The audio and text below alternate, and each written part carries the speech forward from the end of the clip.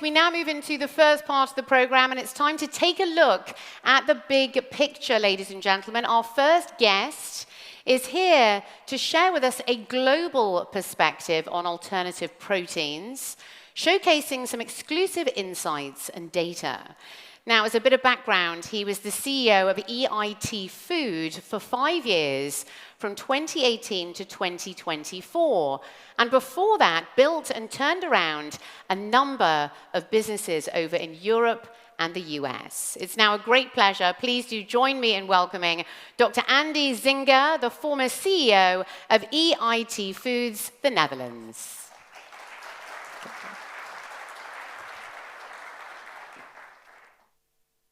Good morning, everyone. It's a great pleasure to be here. A star-studded cast. It's fantastic, all the contributors today. By the way, EIT Food is actually in Belgium, just to correct that. So a great big welcome, first of all, and thank you also to Novel Foods to give us the opportunity to contribute our thoughts on alternative proteins here today. It's kind of weird for me to have a title of X as a prefix, but it is actually true. Until last month, I was the CEO of the world's largest innovation ecosystem in agri-food. And I figured that after 5 times of being a CEO, it's time to open a new chapter in my history, just like Mitch McConnell announced he would do in the United States. Namely, to spend my time now to do board seats, consulting gigs, and teaching. So that's in my future, and I'm looking forward to it. And Christian asked me to share with you facts, insights, and data, some thoughts on alternative proteins, a global perspective on it as a scene setter for you. So here we go. First of all, right now, the media are having a jolly good time with alternative proteins, right? So everybody's talking about how it's crashing, how Impossible Foods is now an impossible, Beyond Meat, everybody's stocks are crashing. So again, they're having a great time. So the question is this market over? Was it just a fad? Who of you in this room believes it was a fad? And by the way, no judging. It's a safe cocoon here. So who thinks this market is over? Nobody? Okay. Sounds like I'm preaching to the choir. So that's going to be good. I was hoping for an engaged challenge here. So anyways, let me just share with you some facts. First of all, it kind of looks like this market is over, right? Because if you look as an example, that's just indicative of where the market is. In the Netherlands, plant-based meat alternatives actually have leveled out as of 2020. So there is seemingly a bit of a problem. And of course, I could say, this is all due to COVID. We've seen during COVID that organic food purchases have kind of leveled out. So there's, people, of course, don't have so much money. There's food inflation. But there's actually a bit more of a structural problem with alternative proteins. And the problem is that instead of just one valley of death in alternative proteins, there's actually 2 valleys of death.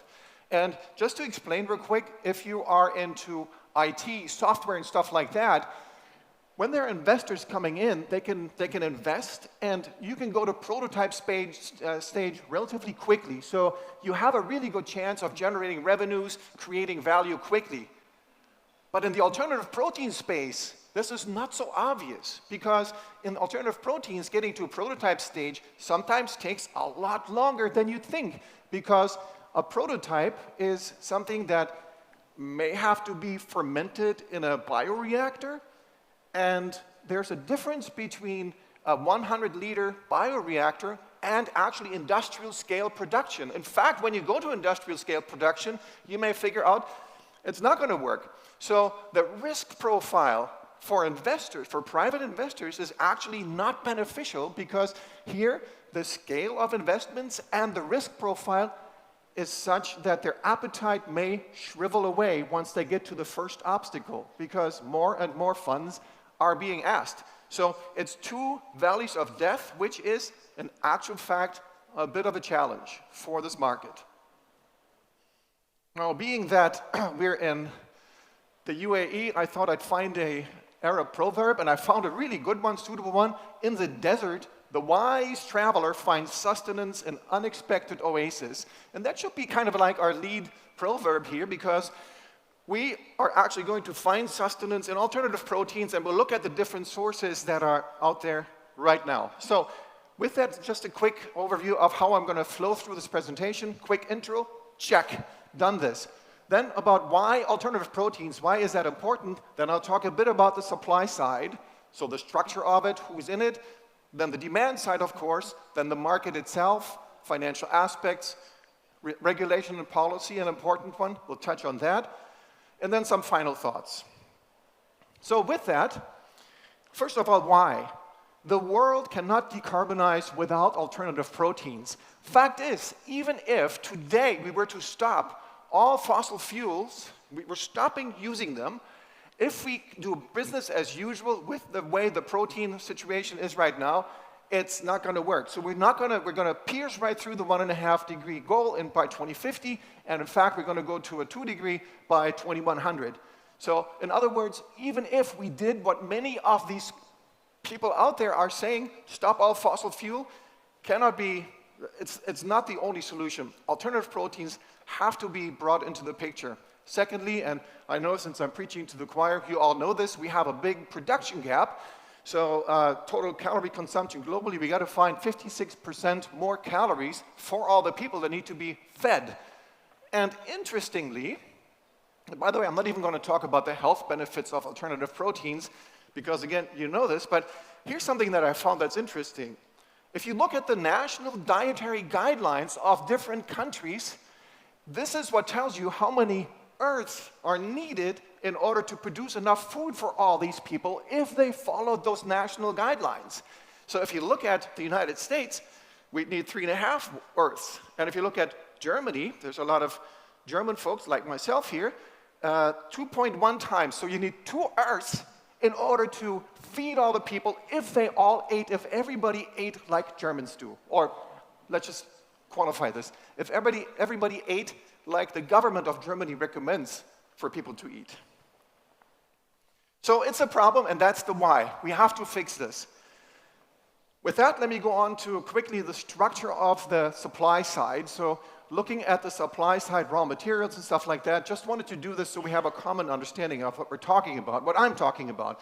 So you have on the inputs, i.e. raw materials, you have things like fungi, mushrooms, algae, seaweed, the heme proteins, soy, and others. And others is important, of course. The other day, 2 days ago, I was in a discussion in Germany, and somebody said, well, what about nuts? Yes, nuts and pulses, everything is in there. The point is, all of these need to be fermented. So the technology behind it is fermentation. When we're looking at insects, the technology here is extraction, and then we have, of course, for cultivated products, we have things like muscle tissue, fats, and cellulose. All of those then go on to be somehow processed, and this processing could be encapsulation, such as for fats and water to give more liquid texture to the food. And you have, of course, 3D printing, like EIT Food has as one of the rising food stars, a scale-up company, a company called Redefined Meat that makes steaks in 3D printing technology. And all of that then culminates in those products you have on your table. So looking at the market some more, looking at the supply side some more, the commercial landscape has expanded, and even the naysayers will have to admit there are many, many, many more companies coming on the market all the time across all the different pieces that I mentioned, from cultivated meat to plant-based and to fermentation. And looking at the large players, conventional companies, they're also in this, obviously. So they do things like investing, acquiring, partnering, and manufacturing and R&D across all those different pieces. So the structure of the market is such that startups are there, large corporates are there, and there are many new ventures actually announced. So when you look at the announcements in 2022, many of them are going past 2024. And this is across the entire world. So there is stuff going on. The supply side is alive and healthy, and that's the point I think that everybody needs to understand and grasp. So the global alternative protein sector has made huge progress. And even if you look at things like, yes, the drop-off in private investments, that's quite pronounced. On the other hand, governments are jumping in. The governments tripled their funding year over year in 2021. So in other words, there is some real movement, and the market continues to grow, albeit at lower growth rates. Case in point, if you look at the markets, and I just wanted to share that so you get a feel for which regions in the world are currently the bulky ones that have the most sales. In Europe, Europe is actually the leader right now in global plant-based meat and seafood retail dollar sales. You can see it's $3 billion, more than the United States, and a growth rate of 9% in 22.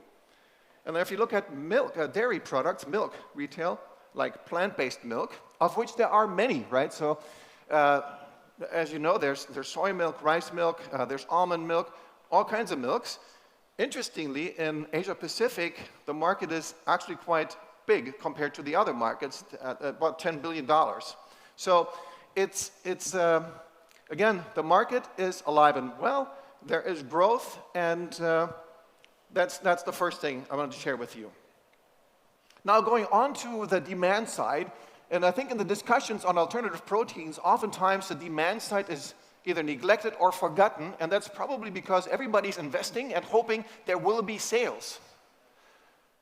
And interestingly, the consumer market is now no longer actually just vegans and vegetarians. In actual fact, the market to be captured is the flexitarians, is the people that actually eat meat and plant-based food.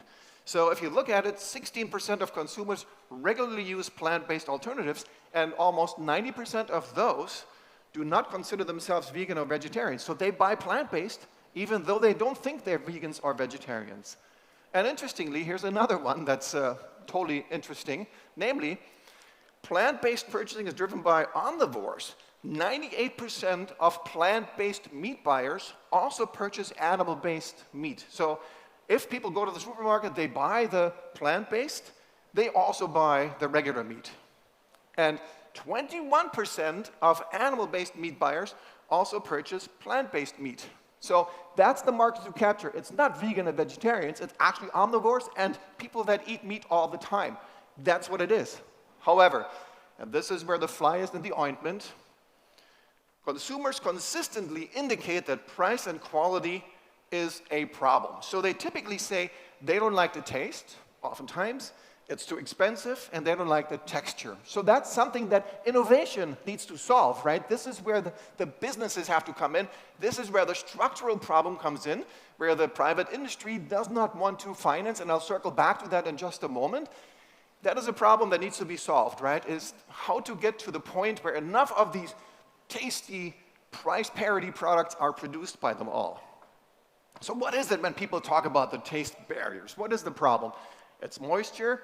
Typically, people say it's too dry, lack of moisture, and I have some Argentinian friends who eat a lot of meat, and I tell them, no, I eat vegetarian and vegan, and they're like, oh, okay, so you like cardboard boxes. You eat cardboard? I said, yeah, but it's tasty cardboard, right? So it's an interesting discussion. But then there's the flavor piece, right? Too strong, beany taste, texture, too uniform, too compact, too soft, name it. An area to be solved by innovation. And I mentioned I'd circle back to this, which is, here we go. So if you look at the way that governments and venture and industry distribute funds, it's interesting because governments actually fund a lot of times the research part. Venture funds come in the pilot phase. But between that and the commercialization, there is that really long valley of death. Longer valley than you would have with IT and software.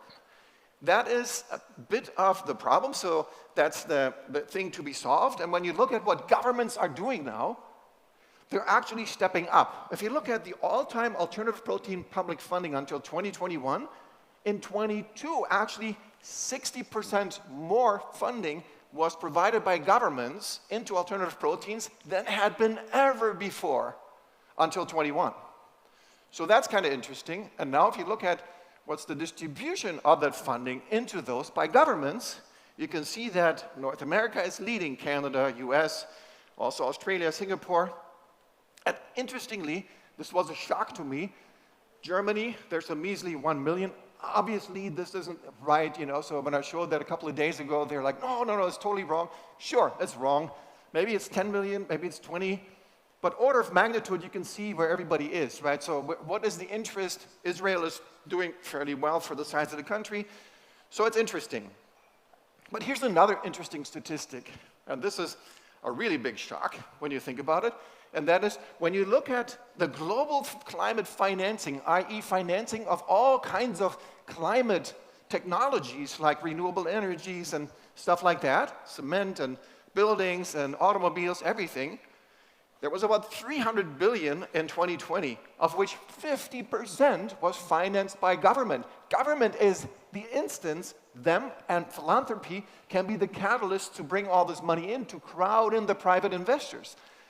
If you look at the all-time alternative protein financing, again, all-time, you can see here globally, there was 14.2 billion, of which public was only 1 billion. So that's about 7%.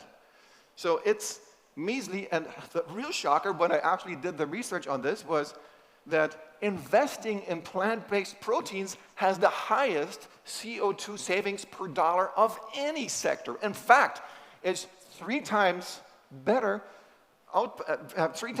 efficiency than, for example, cement, 3 times more. So 4.4 gigatons of CO2 savings per trillion of investment. And the savings, by the way, just so you know, they come from the price of CO2, so about 50 to 80 euros per ton. Moving on then really quickly to key regulations on plant-based and cell-based meat. So there are a few. There's a gene, there's the genetic modified organism legislation, there's novel food regulation. So any food that wasn't there before 97 is considered novel food, so therefore cell-based food is also novel, which means a lot of the agencies, like in Europe, EFSA, needs to go through the whole process. So it's a bit of a challenge. And then there's, of course, the labeling regulations, which I'll also talk about in a second. So so that's the status. But if you look at what's happened in the past few years, the US, Singapore, Israel, and South Korea actually came out with really comprehensive alternative meat frameworks, regulatory frameworks. And if you look at it also, New Zealand, Australia, and a number of other countries now actually released cellular meat for purchase and for consumption in those countries. However, at the same time, in countries like Italy, the production of cellular meat is now forbidden. And there's also others like Romania and Texas in the United States and Florida. They're also coming up with regulations like that. But that doesn't mean that you can't eat it. You just can't produce it in those countries, right? Interestingly enough. So the whole landscape is evolving. There's also fights about the labels. Can you call a non-dairy milk a milk? Can you call a non-dairy cheese a cheese? So there's a lot of the discussions going on even at this point. So with that, just a quick thing about the market itself. So there are different estimates as to where the market is going to go. If I look at 2035, Boston Consulting Group thinks it could be anywhere from 11 to 22%. And when you look at all of the different companies that are looking at these markets, it's interesting, it could be up to $1 trillion by 2050. So this market has, and again, these are all the different people that are estimating this, from Bloomberg to Ernst & Young to Boston Consulting, KPMG, everybody is doing it. So it's a very wide spectrum. On the high yield, 500 billion to $1 trillion, and so on. So the question is really, what's the difference between a $3 billion and a $1 trillion market in this? What needs to be done? Well, there's a few scenarios. There's regulatory, consumer, and scientific, and specifically, and I'm not going to repeat stuff that I've already spoken, so let me just share a few things. So governments need to increase the public investment. Governments need to somehow implement a carbon price, carbon tax on meat somehow, to make sure that the external effects of meat are reflected. They also need to decrease subsidies for livestock and maybe incentivize alternative proteins a bit more. On the consumer side, improved nutritional profiles, as I mentioned, and also increased variety and lower prices. So that's Again, I've covered that, I think, consistently in this presentation. And then lastly, on scientific and technical innovations, hybrid products, that's sort of like one of the key factors. I mentioned already it's omnivores that are buying those plant-based. Why not go and do more hybrid products so people feel like, yes, I have the taste profile and stuff like that. That could be one of the ways. And the cultivated meat field needs to also advance. So it's something that's a really kind of a big question because there's certain cost factors, the growth medium, etc. But if everything is done well, I think there's a really great future in this. And I'm still very bullish on alternative proteins because they are now on the agenda of many of the governments that I mentioned. So more investment will start pouring in. And we see that consumers are now developing a kind of a differentiated taste. So people now know, okay, if I have a sausage, I like this, or if it's chicken, if it's meat, if it's eggs. So there's a lot of consumers are developing that profile that's needed for a sophisticated, mature market, which is developing. Also, retailers are now jumping in, and innovation in the space is accelerating. So look at the Bezos Earth Fund that just shelled out $100 million. There's a Sustainable Protein Research Center, and of course, EIT Food in Belgium, whose operation I led until last month, is also putting a lot of effort into it as one of the focus areas. And with that, I thank you.